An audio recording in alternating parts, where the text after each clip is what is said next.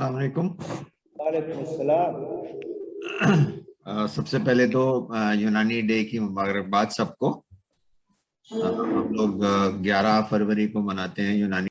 ये हकीम अजमल खान साहब जो बहुत बड़े तबीब थे हिंदुस्तान के, उनकी यौम पैदाइश का दिन है ये 11 फरवरी।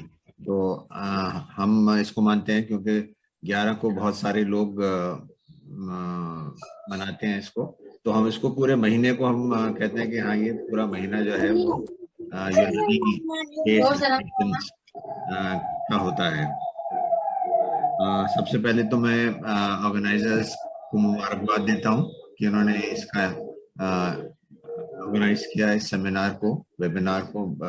मेरे ख्याल से कुछ प्रेजेंट हैं। मेरा टॉपिक है माय जर्नी टुवर्ड्स यूनानी मेडिसिन।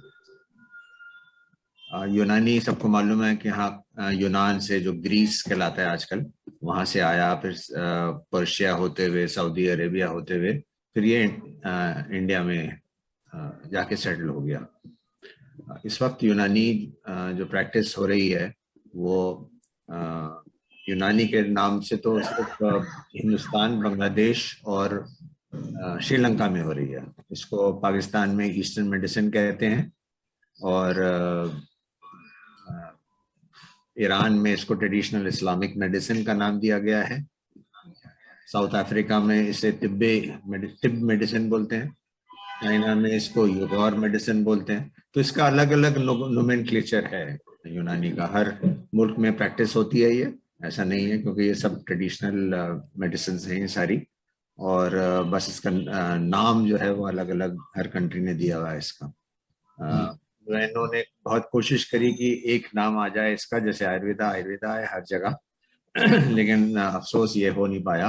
हर कंट्री अड़ी हुई है कि ये हमारा नाम है, तो इसी को पूरा जो दुनिया है वो इसी को इस्तेमाल करेगी। तो ये बहुत बड़ा एक ड्रॉबैक समझिए कि यूनानी जो है वो इतना इंटरनेशनली फेमस नहीं है एज यूनानी। मेरी जर्नी जो स्टार्ट हुई वो शमा लेबोरेटरीज, मेरे दादा लक्ष्य उनकी कंपनी थी शमा लेबोरेटरीज लाल कुआं में, और 1978 में मैंने उसे ज्वाइन किया। उस वक्त मैं पढ़ भी रहा था, और क्योंकि मेन हमारा जो उनका जो फोकस था वो एक मैगजीन निकलती थी हमारी शमा और सुषमा, तो उसको वो ज्यादा देखते थे। और ये तो उनका शौक था यूनानी दवाइयों का। वो एक उनको एतकाद था यूनानी सिस्टम पे कि मेडिसिन अच्छी होती हैं यूनानी की, और उस जमाने में लोग इस्तेमाल भी करते थे। मॉडर्न मेडिसिन का इतना दौर नहीं था, तो उस वक्त ये यूनानी काफी उरूज पे थी। 1978 में मैंने ज्वाइन किया, प्रोडक्शन देखा, मार्केटिंग देखा थोड़ा। उस वक्त दवाखाने भी बहुत कम थे, गिने चुने में 4-5 दवाखाने थे पूरे इंडिया में। माशाल्लाह तकरीबन 550-600 मैन्युफैक्चरिंग यूनिट्स हैं ऑल ओवर इंडिया यूनानी के। उस टाइम भी हम ये कहते हैं कि ट्रेडिशनल बहुत इस्तेमाल होते थे सारे वो दौर ऐसा था कि रिसर्च वर्क हो रहा था, लेकिन इतना जितनी तेजी से अब रिसर्च वर्क हो रहा है उस जमाने में नहीं होता था। हम ज्यादातर लोग क्लासिकल पे ज्यादा तवज्जो देते थे। खमीरे, माजून, जो पुराने हकीमों ने नुस्खे दिए हुए थे बयाज कबीर में, उसको हम फॉलो करते थे। फिर आहिस्ता आहिस्ता रिसर्च होती गई, लोग अपने अपने पेटेंट्स लाने शुरू हो गए, मार्केट बढ़ता गया। और कुछ वजहों से आई थिंक मेरे ख्याल से 1993 में कुछ थोड़ा सा शमा लेबोरेटरीज में कुछ आपसी मतभेद हुए हमारे ताया चाचाओं में, वालिद में। तो मैंने अपना अलग देलवी रेमेडीज प्राइवेट लिमिटेड खोला। मार्केट बढ़ा। फिर ये हुआ कि भाई एक क्यों हम, अगर हम यूनानी दवाइयाँ देखें तो ज़्यादातर उसमें शुगर बेस्ड होती हैं ज़्यादा, माजून, खमीरे, तो शरबत तकरीबन 75 to 80% जो है वो उसमें शुगर कंटेंट। आजकल जमाना ये है कि हर एक ट्राई करता है कि हम अवॉइड करें शुगर को।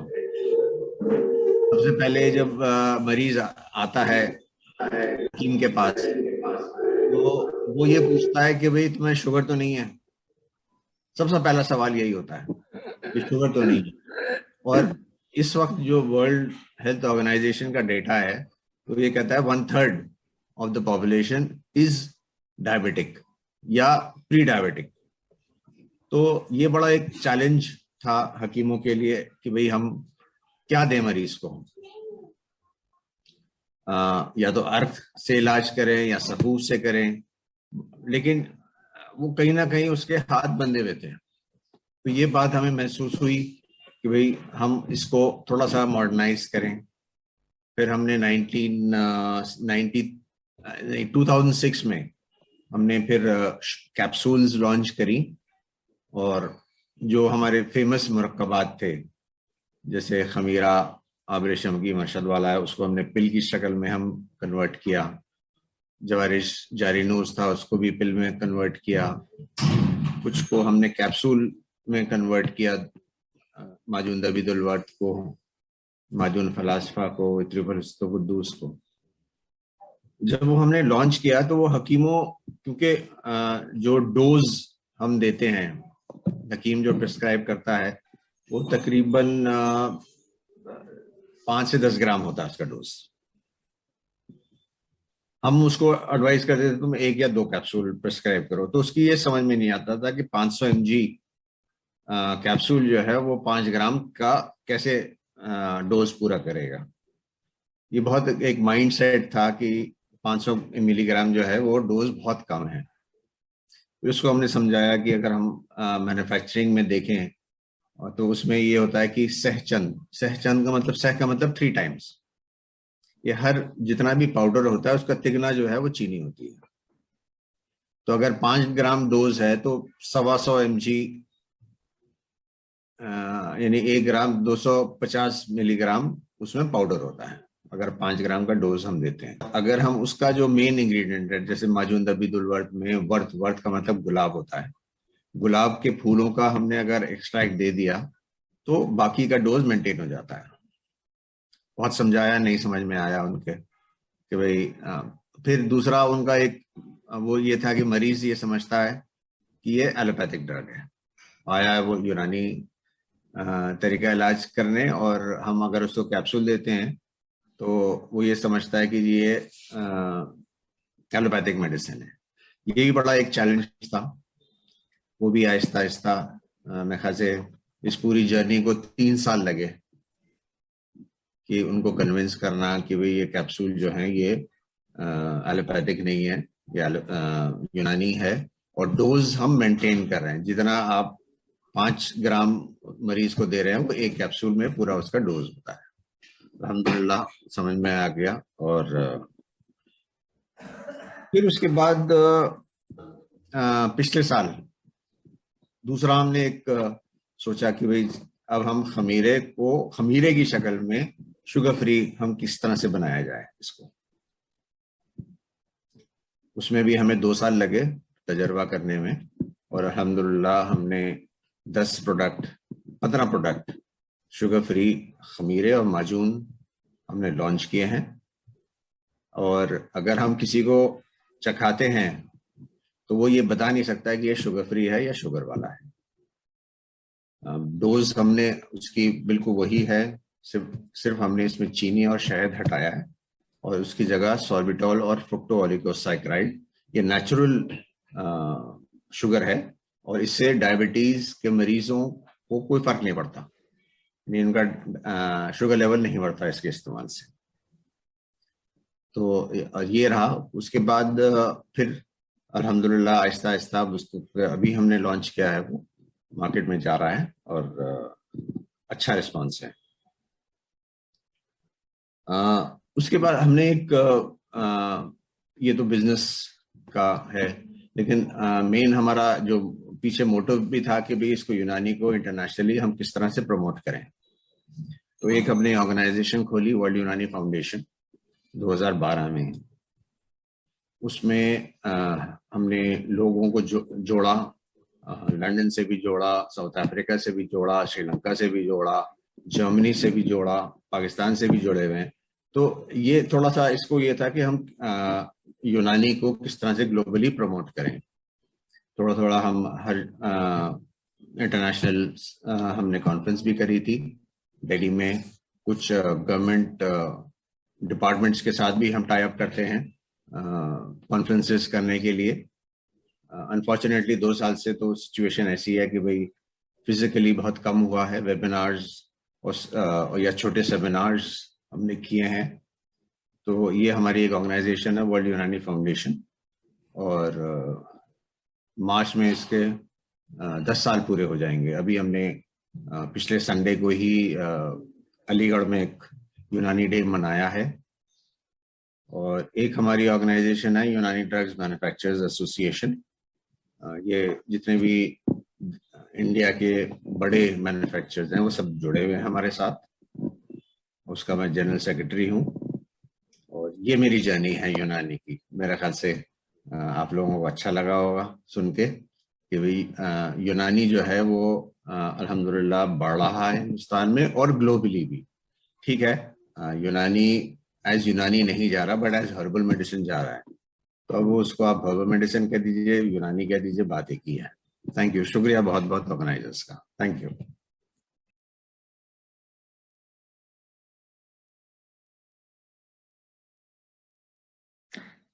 अस्सलाम वालेकुम वरहमतुल्लाहि वबरकातुह। आज का ये प्रोग्राम हकीम अजमल खां साहब की चलाई हुई तहरीक का एक हिस्सा है। वो एक ऐसी मुकम्मल शख्सियत थे जो न सिर्फ एक बहुत बड़े हकीम थे, बल्कि एक इंटेलेक्चुअल, एजुकेशनिस्ट और एक पॉलिटिकल लीडर भी थे। उनकी तहरीक का एक मिशन था कि हिंदू और मुसलमान हमेशा एक साथ मोहब्बत व भाईचारे के साथ रहें, जो कि आज के वक्त की बेइंतहा जरूरत है। इसी सोच के मद्देनजर उन्होंने दिल्ली में आयुर्वेदिक एंड यूनानी तिब्बिया कॉलेज की बुनियाद रखी। उसी अजीम शख्सियत की यौम पैदाइश पर हर साल 11 फरवरी को हम यूनानी डे मनाते हैं। और इसी मुहिम के तहत यूनानी ग्लोबली अपना काम कर रही है, जिसकी मैं को फाउंडर हूँ। हमारी इस तंजीम का मकसद है कि इस अजीम इल्म तिब को हम सारी दुनिया तक पहुंचाएं, जिससे न सिर्फ हिंदुस्तान के लोग बल्कि बाकी दुनिया के लोग भी मुस्तफीद हो सके। जहां तक बीमारी का सवाल है, बीमारी उस वक्त से हमारे साथ है जब से जमीन पर इंसान का वजूद है। लेकिन इंसान हमेशा बीमारी पर काबू पाने, उसके असरात को कम करने या अगर मुमकिन हो तो बिल्कुल खत्म करने की जद्दोजहद में मसरूफ रहा है। बेहतर जिंदगी के तकाजों में तिब्बी सहूलियात को अवलीन अहमियत हासिल है। सेहत एक नेमत है, इसकी हिफाजत हमारी जिम्मेदारी है। इसकी अहमियत का अंदाजा हमें कुरान और हदीस की रूह से भी हो सकता है। हमारे मजहब में खाने पीने, सोने जागने और जिंदगी गुजारने के जो उसूल बताए गए हैं, अगर हम सिर्फ उन्हीं पर सख्ती से अमल करें तो हम बहुत सी बीमारियों से बच सकते हैं। मसलन बहुत भूख लगने पर खाना और थोड़ी भूख रहते ही उठ जाना, ग़िज़ा को खूब चबाकर खाना, खाने के फौरन बाद पानी ना पीना, जल्दी सोना, जल्दी जागना वगैरह। लेकिन आज बीमारियों का इस कदर गलबा है कि कोई घर ऐसा नहीं है जहां कोई मरीज ना हो। वजह यह है कि जहां हमने हिफ्ज़ मा तक़द्दुम के उसूलों को छोड़ दिया है, वहीं इलाज के लिए हजारों साल से चली आ रही अपनी नेचुरल पैथी को भी परे कर दिया है। यूनानी तरीका इलाज कदीम जमाने से चला आ रहा एक कुदरती इलाज है, जहां हम अर्ज के बजाय मर्ज का इलाज करते हैं। इसीलिए कहा जाता है कि ये इलाज मर्ज को जड़ से खत्म करता है। इसकी खासियत यह है कि इसमें मरीज के मिजाज के हिसाब से उसका इलाज किया जाता है। एक ही दवा किसी को बहुत फायदा करती है तो दूसरे मिजाज वाले शख्स को वो फायदा नहीं पहुंचाता। इसीलिए हमेशा किसी अच्छे हकीम या मुआलिज से मशवरा करके ही दवा का इस्तेमाल करना चाहिए। इधर 100 साल के अंदर अंदर एक जबरदस्त तहरीक चली, जिसके तहत बहुत तेजी से लोग एलोपैथिक सिस्टम ऑफ मेडिसिन की तरफ लाए गए। चूंकि चेंज एक ऐसा लफ्ज है जो हर जमाने के लोगों को मुतासर करता रहा है। लेकिन आज एक बार फिर मगरिब की तरफ से चेंज की बात हो रही है। नाम कुछ भी हो, लेकिन एक बार फिर लोग नेचुरोपैथी की तरफ पलट रहे हैं। इसमें कोई शक नहीं कि allopathic medicine fast acting medicine होती हैं, मगर वक्त गुजरने के साथ साथ लोगों ने खुद इसका मुशाहिदा किया है कि इसके साइड इफेक्ट्स बहुत हैं। इमरजेंसी केस में यकीनन ये ट्रीटमेंट ऑफ चॉइस है, मगर जहां आपके पास वक्त है वहां आपकी कोशिश होनी चाहिए कि कुदरती तरीका यानी यूनानीपैथी से ही इलाज कराएं। जब आप इस तरीके को अपनाएंगे तो आप खुद इसके हैरत अंगेज फवायद को देखेंगे। कितनी ही बीमारियां ऐसी हैं कि उसका दूसरे सिस्टम्स में क्योर नहीं है, लेकिन यूनानी में उन अमराज का इलाज मौजूद है। चूंकि एक गायनी कैंप है, इसलिए मैं इसी की एक दो मिसालें दूंगी। आजकल यूट्राइन फाइब्रॉइड या ओवेरियन सिस्ट के केसेस बहुत मिलते हैं। इनकी वजह से यूट्रस और ओवरीज का ऑपरेशन, उनका रिमूवल ऑपरेशन के जरिए सब चीजें बहुत ही कॉमन हो चुकी हैं, लेकिन तिब्बे यूनानी में इसका इलाज है। से मरीज हैं जिनको सिर्फ दवाओं के जरिए से इन अमराज से पूरी तरह से शिफा मिल चुकी है। अल्हम्दुलिल्लाह हमारे यहाँ हिंदुस्तान में बहुत सी बड़ी दवाओं की कंपनीज हैं जो अपनी खिदमात अंजाम दे रही हैं। मैं शुक्रिया अदा करती हूँ हकीम मोहसिन दहलवी साहब और उनकी टीम का, जिन्होंने इस प्रोग्राम को अंजाम देने में हमारा बहुत सपोर्ट किया है। आज भी यूनानी सिस्टम एक कंप्लीट मेडिकल सिस्टम के तौर पर यहाँ मौजूद है, क्योंकि अब दुनिया फिर से एक बार हर्बल के नाम पर नेचुरल रेमेडीज की तरफ पलट रही है, लेकिन कहीं भी कंप्लीट सिस्टम बाकी नहीं है। ये लोग एक एक पार्ट लेकर अप्लाई कर रहे हैं। कहीं सिर्फ हिजामा को लेकर ले लिया गया है, कहीं सिर्फ हर्बल को लेकर इलाज करने की कोशिश की जा रही है। लेकिन इस फील्ड में रिसर्चेस भी हो रही हैं, लेकिन कहीं ना कहीं कंप्लीट सिस्टम के लिए दूसरे ममालिक को हिंदुस्तान का रुख करना पड़ता है। मेरी ये ख्वाहिश है कि ये पैथी कंप्लीट सिस्टम के तौर पर दीगर ममालिक में भी पहुंचे। इसके लिए मैं गुज़िश्ता कुछ वक्त से कोशिश भी कर रही हूँ। मैं एज ए यूनानी प्रमोटर दूसरे मुल्कों के तबीबों से राब्ते में रहती हूँ। अक्सर लोग मुझसे इंडिया की जड़ी बूटियों के बारे में मालूमात करते हैं। देखा जाए तो हर मुल्क में लोकल जड़ी बूटियों से इलाज मौजूद है, मगर जो खजाना इंडिया में मौजूद है उससे लोग महरूम हैं। आज भी सऊदी अरेबिया से मरीज इंडिया में इलाज के लिए आते हैं। मुझसे यहाँ रियाद में एक साहब मिले जिनके घुटने खराब हो गए थे और वो चलने फिरने से कासिर थे। वो तकरीबन 2 महीने यहाँ रहकर अपना यूनानी इलाज करा के गए और अल्हम्दुलिल्लाह अब वो बेहतर तरीके से चल फिर सकते हैं। यहाँ पर मैं सरकार और पूरे यूनानी सिस्टम की तवज्जो दिलाना चाहूंगी कि चूंकि बाहर के लोग भी इस इलाज में इंटरेस्टेड हैं, इसलिए हमारे मेडिकल टूरिज्म में यूनानी मेडिकल टूरिज्म को भी ऐड करना चाहिए। अभी पिछले हफ्ते ही मेरी एक अमेरिकन हर्बलिस्ट से बात हो रही थी। वो बहुत इंटरेस्टेड थी हमारे यूनानीपैथी को समझने में, जबकि उनका खुद का अराउंड 30 to 35 ईयर्स एक्सपीरियंस है। लेकिन वो मुझसे इंडियन सिस्टम के बारे में जानना चाह रही थी कि हम लोग यहाँ पर किस तरह से इलाज करते हैं। आप पूछ रही थी कि क्या आपका सिस्टम है, किस तरह से करते हैं, और पूरी मालूमात उन्होंने मुझसे हासिल की। अभी कोविड के दौर में जबकि वो पीक पर था, तब फ्रांस के एक हर्बलिस्ट ने मुझसे यहाँ की जड़ी बूटियों के बारे में जानकारी दी। सबसे जाहिर होता है कि बाहर के लोग भी इस बात से अवेयर हैं कि यहाँ की जड़ी बूटियों और यूनानी दवाओं में असरात हैं, ये सब मौसर हैं। और आप लोगों को तो खुश होना चाहिए कि आपके पास एक बहुत बड़ी दौलत है। अब मैं अपने यूनानी डॉक्टर्स से ये कहना चाहूंगी कि आप प्राउडली अपनी पैथी को ही प्रैक्टिस करें और अपने अमल से खुद को साबित करें, क्योंकि जब तक आप अमल से यूनानी के बेहतरीन असरात को साबित नहीं करेंगे, आप सुरखरू नहीं हो सकते। यहाँ छोटी छोटी मेडिसिन बड़े बड़े मिरेकल्स करती हैं। आपने जो इल्म हासिल किया है उसको अमली शक्ल में लाएं और इंसानियत को फायदा पहुंचाएं, क्योंकि इल्म अमल के बगैर बेकार है।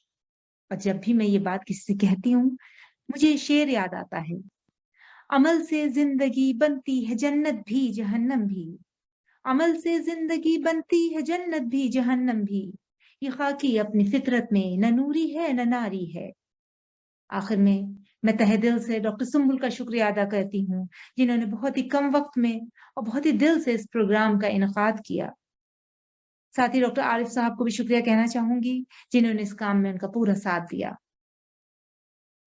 And last but not the least, मौलाना ताहिर मदनी साहब का बहुत बहुत शुक्रिया, जिन्होंने अपना भरपूर ताउन किया, और न सिर्फ ताउन किया बल्कि हमारी हौसला अफजाई भी की। अल्लाह आपको जज़ाए खैर दे। वाखिर दावाना अनिल हम्दुलिल्लाहि रब्बिल आलमीन।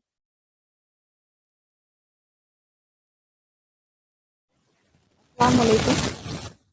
I, Mehdin Fatma, Assistant Professor in Department of Ilmul Jarahah Surgery, National Institute of Unani Medicine, Bangalore. आज का हमारा टॉपिक है सर्जरी इन यूनानी सिस्टम ऑफ मेडिसिन। सबसे पहले हम यूनानी सिस्टम ऑफ मेडिसिन के बारे में बात कर लेते हैं। सबसे ज्यादा ओल्डेस्ट सिस्टम है मेडिसिन का, जो कि इंडिया में बहुत ज्यादा पॉपुलर है और पूरी दुनिया में कई जगहों पर इसको इस्तेमाल किया जाता है। ये सिस्टम जो है बेस्ड है थ्योरीज पर जो कि दी गई हैं बुकरात और जाइलनूस में। ये इनका जो दौरा हयात है वो 460 to 361 BC है। जाइलनूस का जो है ये 129 to 201 AD है। उस जमाने में इन्होंने इन थ्योरीज को पोस्टुलेट किया था और उन्हें दिया था। ये थ्योरीज जो हैं डिपेंड हैं अरकान, मिजाज, अखलाक, आज़ा, अरबा, खुवा, अफाल पर। इन थ्योरीज में अरकान, मिजाज और अखलाक जो हैं ये हमारे मेन पिलर्स हैं यूनानी सिस्टम ऑफ मेडिसिन के। अब हम आ जाते हैं तबीयत पर। हमारे यहाँ तबीयत को काफी इंपॉर्टेंस हासिल है और तबीयत को उन्होंने इस तरह से डिफाइन किया है कि एक इनहेरेंट पावर है बॉडी के अंदर जो कि एक मेजर रोल प्ले करती है हमारी बॉडी को हेल्दी रखने में, और जो डिजीज कंडीशन अगर हो गई है बॉडी की तो उस डिजीज कंडीशन को दूर करने में तबीयत ही मेन रोल प्ले करती है। और ये मेंटेन करती है हार्मोनी को उसके एक मरीज के में और उसके एनवायरनमेंट के बीच में, जाए कि हेल्दी इंडिविजुअल में और उसके एनवायरनमेंट के बीच में, अंदर से भी और बाहर से भी। तो इसको हम क्लेम करते हैं एक्चुअल हीलर। तबीयत को ही एक्चुअल हीलर माना जाता है और फिजिशियन जो होते हैं वो सिर्फ हेल्प करते हैं तबीयत की इस मकसद को हासिल करने के लिए। अब हम आ जाते हैं डिजीज पर। डिजीज क्या है? डिजीज एक ऐसी कंडीशन है जिसमें या तो एबनॉर्मल हमारे फंक्शंस हो जाते हैं बॉडी के, या फिर लॉस ऑफ फंक्शन हो जाते हैं बॉडी के। जो नॉर्मली हो रहे होते हैं बॉडी के अंदर, अगर वो नॉर्मल ना रहे, वो एबनॉर्मल हो जाए, या कोई अगर फंक्शन है वो बिल्कुल खत्म हो जाए, तो उसके नतीजे में डिजीज हो जाती है।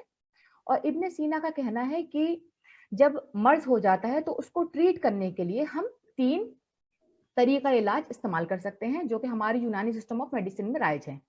पहला तरीका इलाज जो है वो हमारा है इलाज बिल तदबीर व तग़ज़िया, यानी कि हम किसी तदबीर के जरिए और ग़िज़ा के जरिए पहले उस मर्ज को ट्रीट करने की कोशिश करते हैं। दूसरा है इलाज बिल दवा, यानी फार्माकोथेरेपी, यानी कि हम दवाओं के जरिए, जो यूनानी में दवाएं हैं मौजूद, उनके जरिए से हम इलाज करने की कोशिश करते हैं। और तीसरा और आखिरी तरीका इलाज है हमारा इलाज बिल यद, यानी कि सर्जरी। इसकी सपोर्ट में अल्लामा कबीरुद्दीन का कहना यह है कि जो हम ट्रीटमेंट करेंगे मर्ज दूर करने के लिए मरीज का, उसमें कोई जरूरी नहीं है कि सारे मेथड्स को हम एक साथ इस्तेमाल करें इसमें, लेकिन हाँ उनका ये जरूर कहना है कि हमें इन 3 मेथड्स के अलावा किसी चौथे मेथड की जरूरत नहीं है ट्रीटमेंट के लिए। और हमारा एम जो है ट्रीट करने का मर्ज को, वो हम हासिल कर सकते हैं किसी एक तरीके से, किन्हीं 2 तरीकों से, या तीनों तरीकों से हम इसको हासिल कर सकते हैं। हमें किसी चौथे मेथड की जरूरत नहीं है। हमारा जो तरीका इलाज है वो इन 3 मेथड से फुलफिल हो जाता है। अब हम आते हैं सर्जरी की तरफ। तो सर्जरी में जितना भी काम किया है उसका सेहरा ज्यादातर यूनानी सिस्टम ऑफ मेडिसिन में अबुल कासिम ज़हरावी को जाता है। इनको पायनियर ऑफ मॉडर्न सर्जरी भी कहते हैं और इनको वेस्ट में अबुल कैसिस या ज़हरावियस के नाम से भी जाना जाता है। इनकी पैदाइश 936 AD में अल ज़हरा में, जो कि 6 मील दूर है कॉर्डोवा से, जो कि कैपिटल हुआ करती थी मुस्लिम स्पेन की, अल उंदुलुस, वहां पर हुआ है इनका। ये एक तस्वीर है जो कि एक पेंटर ने बनाई है। इसमें आप देख सकते हैं कि अल ज़हरावी जो है सर्जिकल इंस्ट्रूमेंट पर गौर ख्वास कर रहे हैं।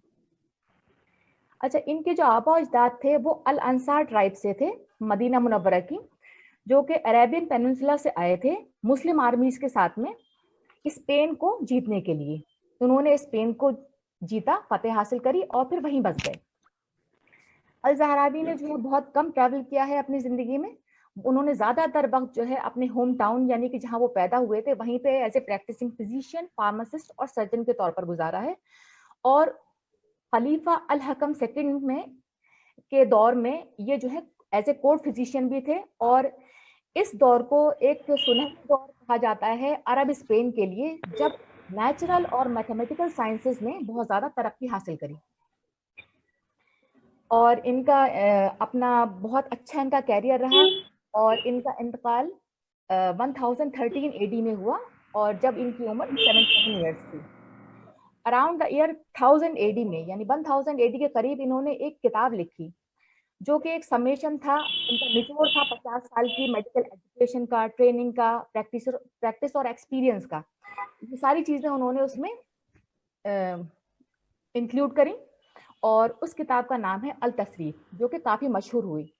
ये जो है ये किताब 30 वॉल्यूम्स पर मुश्तमिल है और इसको आप मेडिकल इंसाइक्लोपीडिया भी कह सकते हैं और ये कवर करती है बहुत से एस्पेक्ट्स को मेडिकल फील्ड के।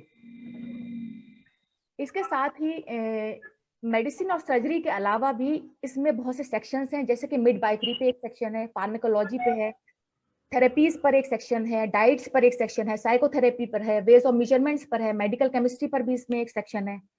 अल तसरीफ के 3 चैप्टर्स जो हैं वो टोटली डिवोटेड हैं सर्जरी के लिए। उसमें उन्होंने प्रोसीजर्स और टेक्निक्स को काफी डिटेल में बयान किया है और जिसमें से कुछ प्रोसीजर्स मैं आपको बताती चलूं। जैसे कि उन्होंने इसमें आंख की सर्जरी, कान की सर्जरी और थ्रोट की सर्जरी के बारे में काफी अच्छे से डिस्क्राइब किया है। उन्होंने कुछ प्रोसीजर्स हैं जैसे कि टॉन्सिलेक्टमी और ट्रैकियोस्टोमी को इन्होंने काफी अच्छी तरह से इसको डिस्क्राइब किया है, हम इसको किस तरह से करेंगे। और इन्होंने बहुत से इंस्ट्रूमेंट्स जो हैं डेवलप करे हैं एग्जामिन करने के लिए। इंटरनल ईयर को हम किस तरह से एग्जामिन करेंगे उसके लिए उन्होंने इंस्ट्रूमेंट डेवलप करे। इन्होंने इंस्ट्रूमेंट डेवलप करे हैं इंसर्ट करने के लिए ऑब्जेक्ट को थ्रोट में। अगर हमें कोई ऑब्जेक्ट डालना है या कोई ऑब्जेक्ट रिमूव करना है तो उसके लिए इन्होंने इंस्ट्रूमेंट डेवलप करे हैं। इन्होंने डिस्क्राइब किया है कि हम पॉलिप को रिमूव करने के लिए नोज से। ये कुछ तस्वीरें हैं जो कि अल तसरीफ से ली गई हैं। ये आप देख सकते हैं कि इसमें कुछ हुक्स हैं, प्रोब्स हैं, फॉर्सेप्स हैं, स्कैल्पेल्स हैं। इन्होंने बहुत से हेडेक्स को भी डिफाइन किया है और उसका तरीका इलाज भी बताया है कि हम अगर टेम्पोरल आर्टरी की डिविजन्स को जो है अगर कट कर दें तो उसके कुछ तरह के हेडेक्स जो हैं वो ठीक किए जा सकते हैं। उन्होंने कॉटराइजेशन को भी अपने तरीका इलाज में इस्तेमाल किया है, खास तौर से स्किन ट्यूमर्स को और ओपन एब्सेस को ट्रीट करने के लिए वो कॉटराइजेशन का यूज करते थे। और कॉटराइजेशन प्रोसीजर को तकरीबन 50 से ज्यादा प्रोसीजर्स में इसको इस्तेमाल किया है। इन्होंने ये भी बताया कि अगर कहीं ब्लीडिंग हो रही है तो उसको हम लाइगेचर से हम लाइगेट कर सकते हैं और ब्लीडिंग को स्टॉप कर सकते हैं। और इंटरनल स्टिचिंग के लिए उन्होंने कैटगट को यूज किया है। इन्होंने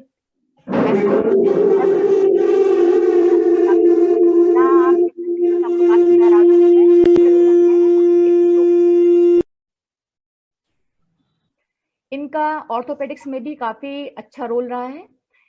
इन्होंने बताया है कि डिसलोकेटेड बोन्स हो या फ्रैक्चर अगर हो गया हो तो उसको हम किस तरह से बिठाएंगे। अच्छा, इनका जो मेथड है जो शोल्डर डिसलोकेटेड शोल्डर को रिड्यूस करने का, वो कॉकर ने काफी बाद में दिया है, जो कि इन्होंने कॉकर से काफी साल पहले अपनी किताब में डिफाइन कर दिया है। इसी तरह से यूरिनरी ब्लैडर कैल्कुलाई को रिमूव करने का इंस्ट्रूमेंट्स इन्होंने इजाद करे और नया तरीका इन्होंने डिवाइस किया। इन्होंने ये कहा कि जो ट्रीटिंग फिजिशियन या सर्जन है उसको अपना फिंगर को इंसर्ट करना है रेक्टम में पेशेंट के, स्टोन को मूव करना है नीचे की तरफ ब्लैडर के नेक की तरफ लेकर आना, बाद एक इंसिजन मेक करना है रेक्टल वॉल में और या फिर पेरिनियम में और वहां से हमें स्टोन को निकाल लेना है। एक तस्वीर है जो कि 18th सेंचुरी की है और ये जो है अल ज़हराबी के लिथोट्राइड का मॉडिफिकेशन है, आप ये देख सकते हैं। उन्होंने बहुत से इंस्ट्रूमेंट्स इजाद किए इंस्पेक्शन ऑफ यूरेथ्रा के लिए। ये वो पहले शख्स थे जिन्होंने डिफाइन करा एक्टोपिक प्रेगनेंसी को, यानी वो प्रेगनेंसी जो यूट्रस के अलावा अगर कहीं और हो जाती है तो उसको हम एक्टोपिक प्रेगनेंसी कहते हैं।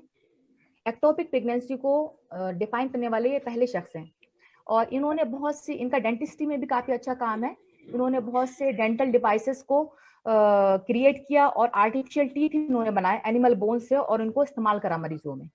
ये वो पहले शख्स हैं जिन्होंने एक मर्ज है जिसको हम हीमोफीलिया कहते हैं, इसके मेडिकल एस्पेक्ट्स को अच्छे से डिफाइन करा। इन्होंने ये कहा ये वो मर्ज है जो कि एक फीमेल जो है अपने मेल चाइल्ड को ट्रांसफर करती है, और ये जो है ऐसा मर्ज है जिसमें खून को रोकने में आपको दिक्कत आती है और इसमें ब्लीडिंग जॉइंट्स होते हैं। इसके मेडिकल एस्पेक्ट्स को उन्होंने अच्छे से डिफाइन किया है। इन्होंने हाइड्रोसेफेलस के केस को भी डिफाइन करा जो कि एक कंजेनाइटल डिफेक्ट है जिसमें सेरेब्रोस्पाइनल फ्लूइड का जो ड्रेनेज है वो डिफेक्टिव होता है। उन्होंने अपने अल्फाज में इस तरह से कहा कि मैंने बेबी बॉय को देखा जिसका हेड जो है बहुत एबनॉर्मली इनलार्ज था और फॉरहेड काफी प्रोमिनेंट था और साइड्स जो थे वो पॉइंटेड थे और बॉडी जो है वो हेड को होल्ड करने से कासिर थी। इसके अलावा इन्होंने जो है बहुत सी कंट्रीब्यूशन जो है वो पीडियाट्रिक सर्जरी में भी है इनका, जैसे कि इन्होंने हाइड्रोसेफेलस के केस को डिफाइन करा। इसके अलावा इन्होंने हेयर लिप को, एडिनोइड्स को, रेनुला, इम्परफोरेटेड एक्सटर्नल जूनरी मीटर, सुपर न्यूमररी और वेब फिंगर्स को भी डिफाइन किया है अपनी किताब में। अल ज़हराबी को हम फादर ऑफ ऑपरेटिव सर्जरी भी कहते हैं और पायनियर ऑफ सर्जरी भी कहते हैं इनको क्रेडिट दिया जाता है कि इन्होंने ये वो पहले शख्स हैं जिन्होंने पहली थायरॉइडेक्टमी करी है। अल ज़हराबी ने बहुत से ऐसे प्रोसीजर्स और बहुत सी ऐसी चीजें यूज करी हैं जिसको हम आज भी ऑपरेशन थिएटर्स में यूज करते हैं, जैसे कि ಈ ಮಾತ್ರೆ ವಾರಕ್ಕೆ ಒಂದು ತಗೋಬೇಕು. जैसे वो ಊಟ ಮಾಡಿ ಇವತ್ತು ತಗೊಳ್ಳಿ, ಮಧ್ಯಾಹ್ನ ಊಟ ಮಾಡಿ ಮತ್ತೆ ನೆಕ್ಸ್ಟ್ ಸ್ಯಾಟರ್ಡೆ ವಾರದಲ್ಲಿ ಒಂದೇ 4 ವಾರ ತಗೋಬೇಕು. ये जो है हम इंटरनल स्टिचेस के लिए भी हम इसको यूज करते हैं। ಆಮೇಲೆ ಇದಕ್ಕೆ ಕರ್ತಕ್ಕೆ और ये वो पहले शख्स हैं जिन्होंने कॉटन यूज करी सर्जिकल ड्रेसिंग्स में कंट्रोल ऑफ हेमरेज के लिए और पैडिंग और स्प्लिंटिंग ऑफ फ्रैक्चर्स में इन्होंने इसका इस्तेमाल करा है। इनका जो लास्ट चैप्टर है इनकी बुक का अल तसरीफ का, वो जो है सर्जिकल इंस्ट्रूमेंट्स को डेडिकेटेड है और इसी की वजह से ये किताब काफी ज्यादा मशहूर है। इन्होंने तकरीबन 200 से ज्यादा सर्जिकल टूल्स को इंट्रोड्यूस किया है अपनी इस किताब में और उन्होंने इसका डिटेल डिस्क्रिप्शन दिया है कि प्रोब्स का, सर्जिकल नाइफ्स का, स्कैल्पल्स का और हुक्स का इन्होंने डिवाइस करे हैं और surgical scissors, grasping forceps, obstetrical forceps जो कि आजकल हम यूज करते हैं, इन्होंने इसके डिजाइन्स इनकी बुक में मौजूद हैं। ये कुछ तस्वीर हैं जो कि इनकी किताब अल तसरीफ से हैं। इसमें आप देख सकते हैं बहुत से इसके स्कैल्पल्स हैं, प्रोब्स हैं और फॉरसेप्स हैं। ये कुछ तस्वीर हैं जो आप देख सकते हैं। अब इनकी मेडिकल जो इन्होंने जो लिखा है अपनी किताब अल तसरीफ में, उसको बहुत ज़्यादा इंपॉर्टेंस मिली वेस्ट में, पर्टिकुलरली जब उसका ट्रांसलेशन किया गया लैटिन में। और इसको किया है, इसका ट्रांसलेशन किया है जिरार्ड ऑफ क्रीमोना ने, रोगरियस फ्रूगार्डाई ने, रोनाल्डस पारमेंसिस ने और बहुत से लोगों ने इसका ट्रांसलेशन कराया, कुछ दूसरे लैंग्वेजेस में भी। सिर्फ लैटिन में ही ये तकरीबन 5 मरतबा इसका ट्रांसलेशन हुआ है। इनकी जो सर्जिकल टीचिंग्स हैं वो बहुत ज्यादा एडवांस थी मिडिल एजेस में और अंटिल 13th सेंचुरी इनका जो है काफी ज्यादा इंपॉर्टेंस रही है। अल तसरीफ जो है वो एक एसेंशियल कंपोनेंट हुआ करती थी मेडिकल करिकुलम की यूरोपियन कंट्रीज में अप टू 13th सेंचुरी। और अल ज़हराबी का इन्फ्लुएंस जो है यूरोपियन सर्जिकल डेवलपमेंट पे बहुत ज्यादा डीप है, बहुत ज्यादा गहरा है और बहुत ज्यादा लॉन्ग लास्टिंग है।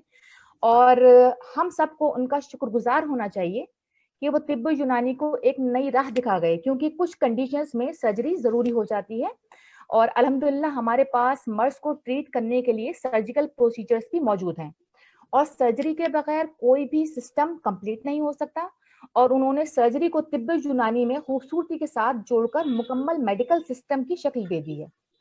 और जो शमा वो जला कर गए हैं उस शमा को रोशन रखना हम सब यूनानी सर्जन्स की जिम्मेदारी है। अल्लाह हमें इस काम को करने की तौफीक दे और हमें कामयाबी अता करे, आमीन। Thank you. अस्सलामु अलैकुम वरहमतुल्लाहि वबरकातुहू।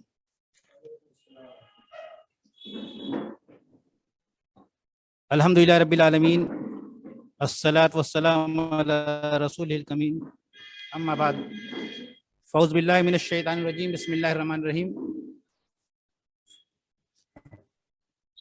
आज अल फलाह हॉस्पिटल में मैं अपने तमाम हुक्मा जो अभी हमारे वेबिनार से जुड़े हुए हैं उनका शुक्रिया अदा करने के लिए खड़ा हुआ हूँ। इस मौके पर हम हकीमा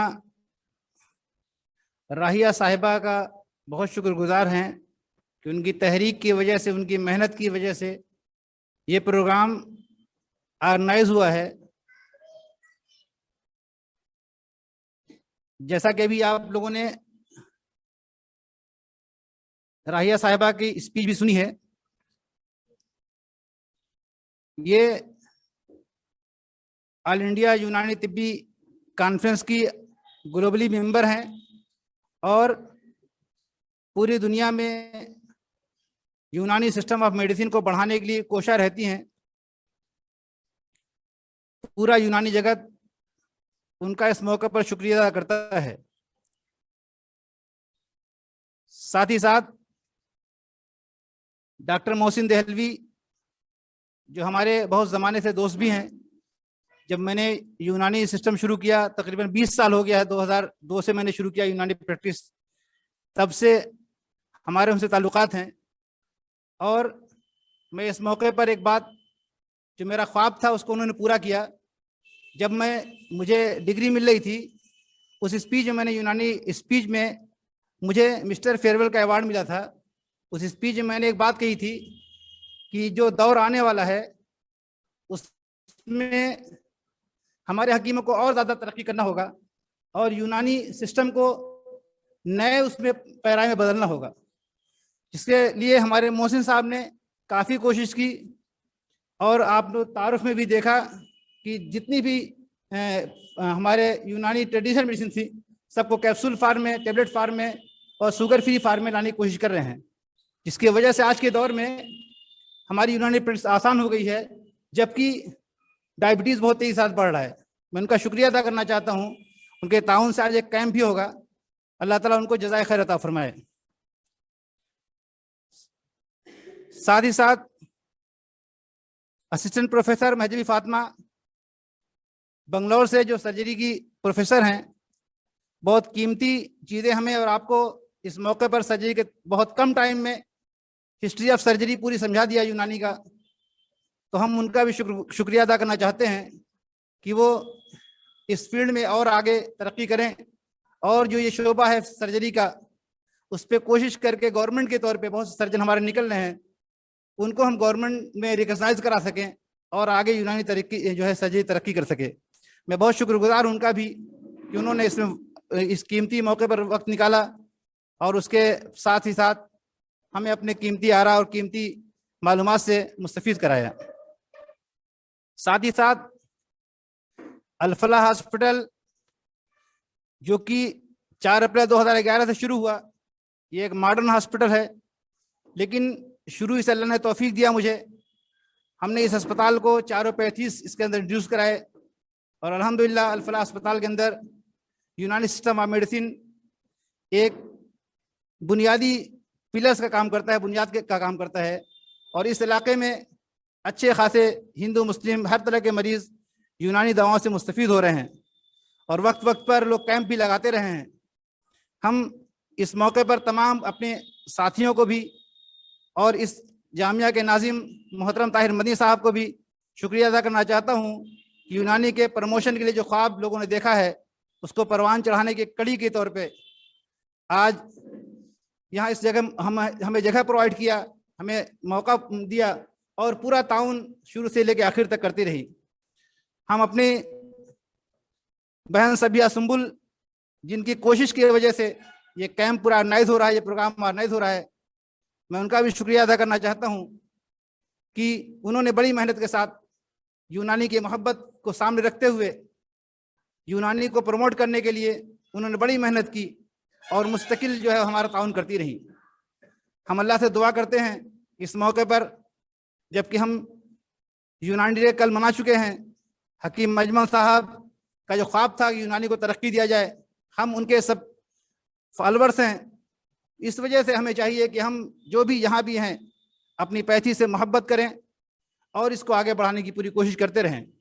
अल्लाह से दुआ है कि हम तमाम को इस काम में और तरक्की दे और हमारे अंदर खुलूस पैदा करे और हमारी प्रैक्टिस में इन दवाओं में तासीर पैदा करे, जिससे लोगों का फ़ायदा हो सके।